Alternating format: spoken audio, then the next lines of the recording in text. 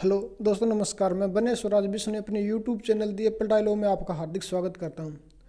दोस्तों, जब से कुलदीप बिश्नोई के बेटे भव्य बिश्नोई की हार हुई है, तब से लगातार सोशल मीडिया पर कुछ लोग यानी कई उनके समर्थक इस हार के लिए पूरे समाज को जिम्मेवार ठहरा रहे हैं। और यही दिखाता है कि कुलदीप बिश्नोई राजनीतिक रूप से कितने समझदार हैं। वो उस समाज को कटघरे में खड़ा करें जो बिना लालच आज 56 वर्षों से उनके साथ खड़ा हुआ है। क्या ये राजनीतिक रूप से इस व्यक्ति को मैच्योर कहेंगे? ऐसे व्यक्ति को राजनीतिक रूप से कितना समझदार कहेंगे जो अपनी एक हार के लिए पूरे समाज को कटघरे में खड़ा कर रहा है। दूसरी तरफ जो लोग 56 वर्षों से कुलदीप बिश्नोई के साथ खड़े हैं बगैर कुछ पाए, 56 साल कोई थोड़ा समय नहीं होता।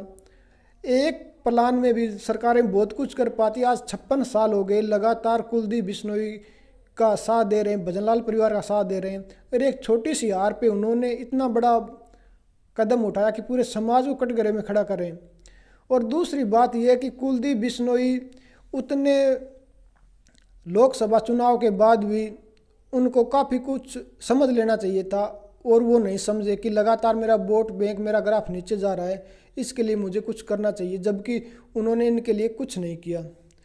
और तीसरी बात यह है कि कुलदीप बिश्नोई लगातार ऐसे कदम उठाए, या कहें कि किस्मत ने उनका साथ नहीं दिया। जो उनके समर्थक हैं वो ज़्यादा पसंद करेंगे किस्मत ने साथ नहीं दिया, किंतु सच्चाई ये है कि उनको सही समय पर जो सही फैसले लेने चाहिए थे वो नहीं लिए। आज सबसे पहले मैं इसी पे बात करना चाहूँगा कि कुलदीप बिश्नोई अब बीजेपी ज्वाइन की थी लोकसभा चुनाव से पहले, बिना कोई शर्त के बीजेपी ज्वाइन कर ली। ये काम वो 2014 में भी कर सकते थे। 2014 में जब उनका गठबंधन था हजका का बीजेपी के साथ, उस टाइम उनको 2 सीटें बीजेपी ने दी थी लोकसभा की, हिसार की और सिरसा की। वो दोनों सीटें हार गए थे। उनको उसी टाइम समझ जाना चाहिए था कि मेरा कितना की राजनीतिक वजूद है और कितना कुछ है। और आप देखिए कि वो सिर्फ आदमपुर मंडी के सारे ही सीएम पद लेना चाहते हैं, और लगातार लोग 56 वर्षों से इंतज़ार कर रहे हैं। लोग 56 वर्षों से उनकी राह तक रहे हैं। जिस तरह से सबरी ने भगवान श्री राम की प्रतीक्षा करती रही, इसी तरह आदमपुर मंडी के बिश्नोई समाज लगातार प्रतीक्षा कर रहा है कि कुलदीप बिश्नोई को सम्मानजनक पद मिले। और आप देखिए कि हर समाज में लोग अलग अलग तरह से बंटे होते हैं, खासकर राजनीतिक रूप से हिंदू समाज के लोग हैं, जितने भी वर्ग अलग अलग, वो सभी बंटे होते हैं। इसी तरह बिश्नोई समाज भी कांग्रेस में, बीजेपी में कभी किधर बटा हुआ है, ये कोई हैरानी वाली बात नहीं है। किंतु राजनीतिक रूप से कुलदीप बिश्नोई की समझदारी देखी कि उनके पास कोई बी प्लान नहीं है। आपको मैं याद दिलाऊं कि बीजेपी जब 400 पार की बात कर रही थी, वो ये बात कह रही थी कि यहाँ हमारी सीटें घटेगी तो दूसरी तरफ हमारी सीटें यहाँ बढ़ जाएगी। कुलदीप बिश्नोई के पास ऐसा कोई फार्मूला नहीं था कि यदि मेरे समाज में, बिश्नोई समाज से कुछ लोग यदि मेरे मुँह से दूर हुए तो उनकी मैं भरपाई कहाँ से करूँगा।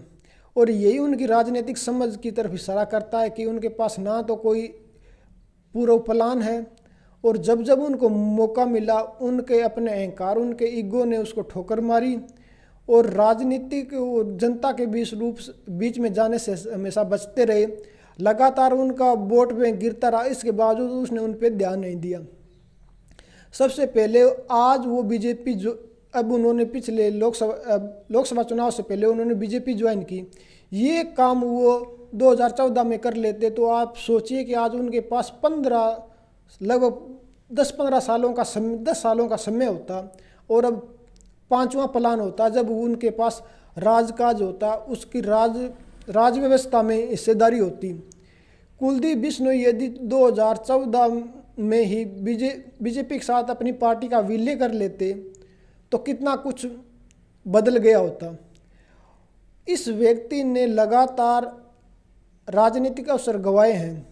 पहला अवसर तो उन्होंने उसी टाइम गंवा दिया जब 2004 में भूपेंद्र सिंह हुड्डा की सरकार बनी थी और राज्यपाल का, भजनलाल जी को राज्यपाल का पद मिल रहा था, चंद्रमोहन को डिप्टी सीएम बनाया गया था। और यदि उस टाइम वो व्यवस्था में जुड़े होते व्यवस्था की कमजोरियों को देखते और उनका फ़ायदा उठाते तो शायद वो काफ़ी कुछ अपने फेवर में हालातों कर लेते, किंतु उनके घमंड, उनके ईगो ने उस टाइम कहा कि नहीं, उन्होंने बगावत की, अलग पार्टी बनाई। उस टाइम यदि वो ठंडे दिमाग से शांति से काम लेते तो 10 साल ये और 10 साल ये 20 साल और अब 5वां प्लान 25वां साल चल रहा होता, राज्य व्यवस्था में उसकी हिस्सेदारी होती और बिश्नोई समाज को कितना फ़ायदा होता। ज़रा आप सोचिए, आज वो अपनी गलती के लिए बिश्नोई समाज को दोषी ठहरा रहे हैं, किंतु कोई शांति से, ठंडे दिमाग से, निष्पक्ष तरीके से कुलदीप बिश्नोई का एनालिसिस करने के लिए, उनका आकलन करने के लिए कोई तैयार नहीं है। और जो तैयार उनका आकलन करना चाहते हैं उन पे अलग अलग तरह से दबाव बनाया जा रहा है। यदि 2004 में भूपेंद्र सिंह हुड्डा की सरकार थी ठीक, किंतु उस टाइम यदि भजनलाल जी को राज्यपाल का पद मिल रहा था, जैसी खबरें हैं, उस टाइम यदि वो राज्यपाल का पद लेते, चंद्रमोहन को डिप्टी सीएम बनाया गया था, यदि वो व्यवस्था में रह के उस टाइम की व्यवस्था की कमजोरियों को पकड़ते और उनका फ़ायदा उठाते तो पूरे का पूरा कांग्रेस का जो शासन था उसमें उसको राजपाट मिला होता, उसको राज का मिला। किंतु उनमें सिर्फ एक अहंकार था, सीएम पद। सीएम पद से मैं नीचे कुछ नहीं लूँगा। उसके एक जिद ने, उस कुलदीप बिश्नोई की एक जिद ने पूरे समाज को कितना नुकसान पहुंचाया, इस पे बात करने के लिए कोई तैयार नहीं है। किंतु कुल भव्य की हार की वजह से सारे के सारे समाज को कटघरे में खड़ा किया जा रहा है, सारे समाज को दोष दिया जा रहा है।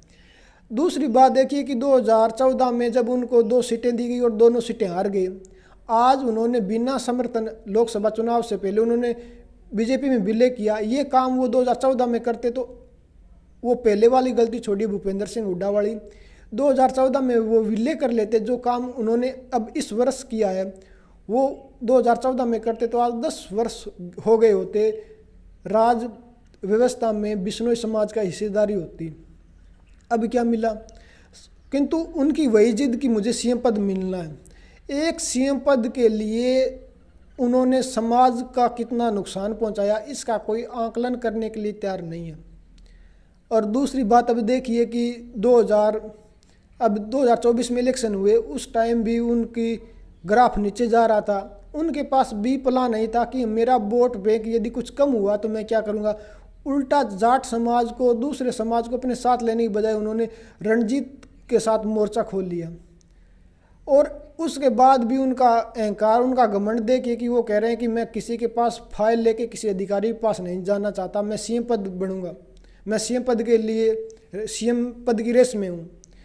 तो लगातार किस तरह उन्होंने समाज को नुकसान पहुँचाया अपनी एक जिद के लिए, और एक हार पे उन्होंने सारे समाज को कटघरे में खड़ा कर दिया। निष्पक्ष तरीके से कोई आकलन करना चाहे तो कुलदीप बिश्नोई की एक जिद ने समाज को कितना नुकसान पहुंचाया, एक तरफ वो है और एक तरफ उनकी जिद है सीएम पद है। मिला क्या, ना तो उनको कोई सीएम पद मिला, ना वो यहाँ से सीट जीत पाए, और समाज का जो नुकसान हुआ वो अलग। और फिर भी लोग, और उनकी राजनीतिक बुद्धि देखिए कि आज भी वो समाज को कटघरे में खड़ा करें। वही लोग जो 56 वर्षों से सबरी की तरह उनके पीछे लगे हुए हैं, उन्हीं को वो कटघरे में खड़ा करें, यानी अपने पैर पे खुद कुल्हाड़ी मार रहे हैं। और लोग कह रहे हैं कि कुलदीप बिश्नोई इतने मेच्योर हैं। ये खुद कुलदीप बिश्नोई है, वो उन्होंने देखिए किस तरह से लगातार समाज का नुकसान किया सिर्फ अपनी एक जिद की वजह से। और समाज होता है, राजनीति अलग होती है, किंतु उन्होंने अपने फायदे के लिए पूरे समाज को वोट बैंक की तरह कन्वर्ट किया। हो सकता है यदि समाज से कोई और नेता निकलता और कोई बड़ा नेता निकलता तो वो कुलदीप बिश्नोई से अच्छा कर पाता।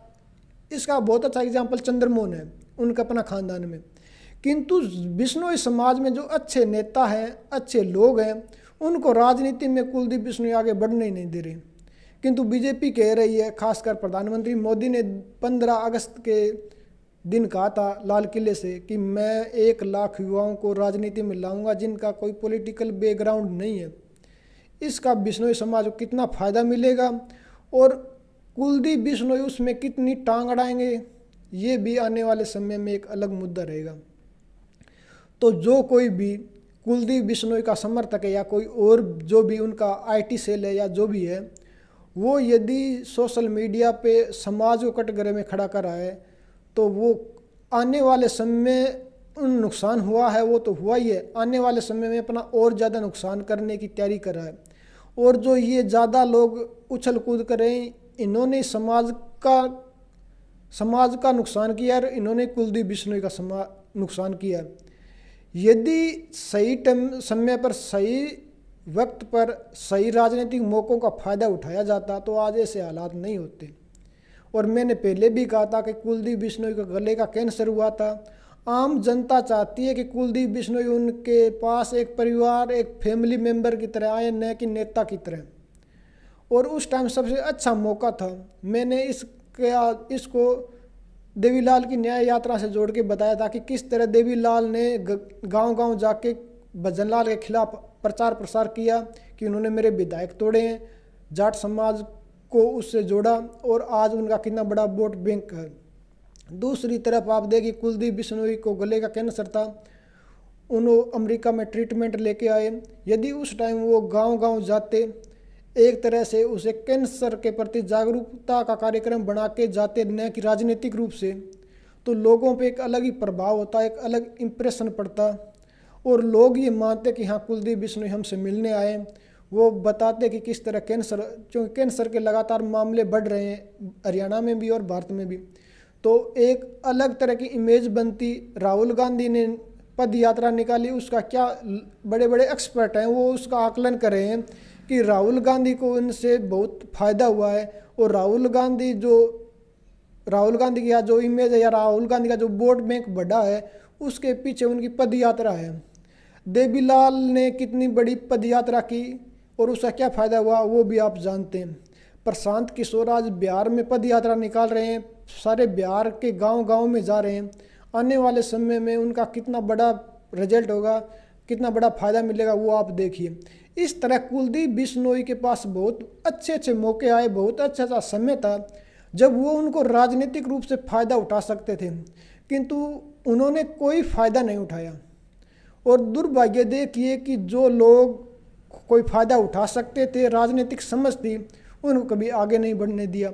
यानी कुलदीप बिश्नोई की अपनी निजी जिद, अपने निजी स्वार्थ ने समाज का कितना बड़ा नुकसान किया है, उस पे बात करने के बजाय आज उसी के समर्थक, उसी के सपोर्टर पूरे समाज को कटघरे में खड़ा कर रहे हैं। भजनलाल को यदि छोड़ दिया जाए, भजनलाल को एक तरफ कर दिया जाए, तो कुलदीप बिश्नोई की अपनी खुद की हैसियत है क्या? कुलदीप बिश्नोई से तो बिश्नोई समाज के लोग चंद्रमोहन को ज़्यादा पसंद करते हैं। चंद्रमोहन पे कई तरह के इल्ज़ाम लगे और कई तरह से वो विवादों में रहे, इसके बावजूद समाज उनके साथ खड़ा है। किंतु चंद्रमोहन को वो उस तरह से आगे नहीं बढ़ने देना चाह रहे जिस तरह से वो लगातार उनको हाशिए पर धकेल रहे हैं। और दूसरी तरफ कोई समाज का अन्य कोई नेता उभरना चाहे तो उनको भी एक तरह से वो साइडलाइन कर देते हैं, उनको हाशिए पर धकेलना चाहते हैं। कुलदीप बिश्नोई और अपने बेटे भव्य बिश्नोई के सिवा वो किसी के लिए कोई राजनीतिक स्कोप नहीं छोड़ना चाहते और उल्टा समाज को कटघरे में खड़ा करना चाहते हैं। तो ये इन सब बातों पर आपको विचार करना चाहिए कि किस तरह से लगातार उन्होंने अपनी जिद के लिए, अपने निजी स्वार्थ के लिए समाज का कितना बड़ा नुकसान किया।